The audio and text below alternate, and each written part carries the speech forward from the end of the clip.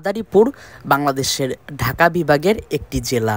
মাদারীপুর জেলা সদরের উপর রয়েছে সুকুনি লেক। দীর্ঘদিন অযত্ন এবং অবহেলায় পড়েছিল এই লেকটি। 2023 সালে 22 কোটি টাকা খরচে এই লেকটির সৌন্দর্য বর্ধনের কাজ করা হয়। কুমার নদীর উত্তর পারে অবস্থিত মাদারীপুর শহরের মধ্যে এই লেকটির অবস্থান। 1943 সালে এই দিঘিটি খনন করা হয়। দিঘিটির দৈর্ঘ্য 486 মিটার ও প্রস্থ 198 মিটার। কাগজে কলমে এর নাম সুকুনি দিঘি হলেও লোকজন এটিকে মাদারীপুর লেক নামেই চিনে। পুরো লেক প্রাঙ্গণটিতে রয়েছে সুন্দর একটি ওয়াকওয়ে, যা এই লেকটির সৌন্দর্য বর্ধনে অগ্রণী ভূমিকা পালন করছে।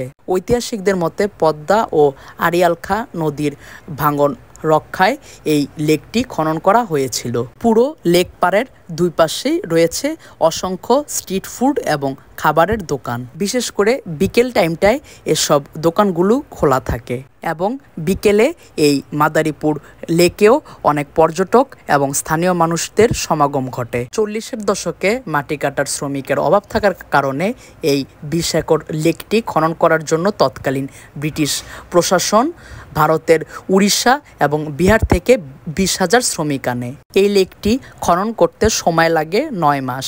বর্তমানে লেকটির পাশে শিশু পার্ক, স্বাধীনতা অঙ্গন, এমপি থিয়েটার, ওয়াচ টাওয়ার সহ বিভিন্ন স্থাপনা রয়েছে। আর যেমনটা বলছিলাম, মাদারীপুর জেলা এবং স্থানীয়দের কাছে এই লেক পার্কটি একটি বিনোদন কেন্দ্র এবং অন্যতম গুরুত্বপূর্ণ কেন্দ্র বটে। এই লেকটির গড় গভীরতা 10 মিটার প্রায়। লেকের পাড়ে বিভিন্ন ফল এবং সবজির দোকানও রয়েছে। বর্তমানে পদ্মা সেতুর কল্যাণে ঢাকা থেকে দক্ষিণবঙ্গের যোগাযোগ ব্যবস্থা যেমন সহজ হয়ে গিয়েছে, তেমনি ঢাকা থেকে মাদারীপুরের যোগাযোগ ব্যবস্থাও সহজ হয়ে গিয়েছে। বর্তমানে ঢাকার সায়দাবাদ বাস টার্মিনাল থেকে সার্বিক পরিবহন সরাসরি মাদারীপুর লেক পাড়ে এসে থামে।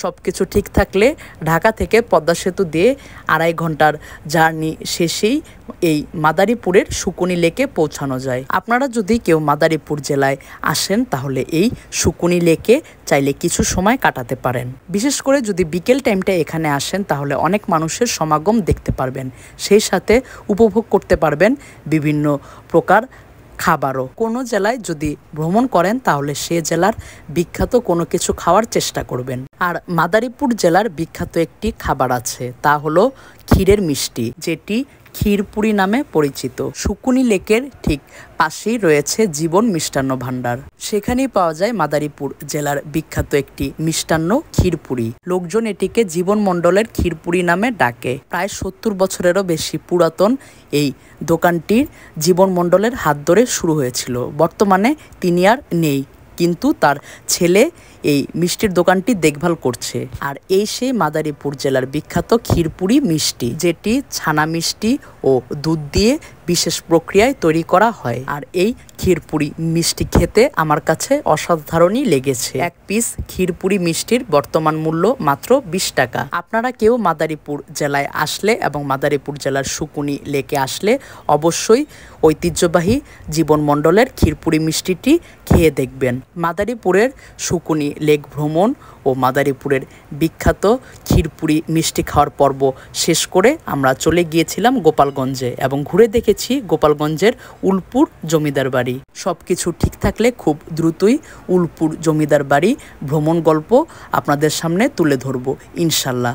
সে পর্যন্ত সকলে ভালো থাকুন, সুস্থ থাকুন। আজকের মতো আমি আবেশ ইন্তেশার অনেক বিদায় নিচ্ছি।